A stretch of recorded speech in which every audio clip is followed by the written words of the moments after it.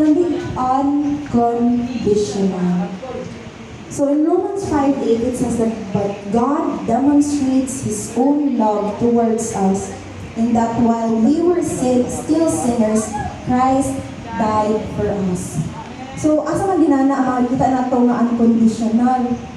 Ano siya, in that while we were still sinners, Christ died for us. Wow.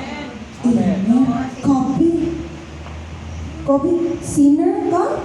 Ikaw di ba, kung natay ang iga, tapos dili ganan sa to, di mo to ganan siya, oy. Ganan din mo.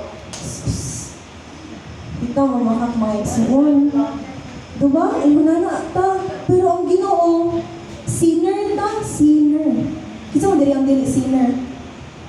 Ang tanan sinner, have fallen short of the glory of God. So grabe sinner ta. Pero gipanlangga gapon kita niya, gilab gihapon kita niya, kinamatay gihapon si Jesus Christ para lang ma-redeem ta, para ma-save ta.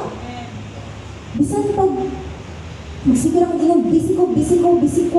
Pero ang Ginoo, gipanlangga gihapon ka. Wow. Grabe. Bisan pag magsige kang ingon sa social media, wala ginamahal sa ako, sana all na lang.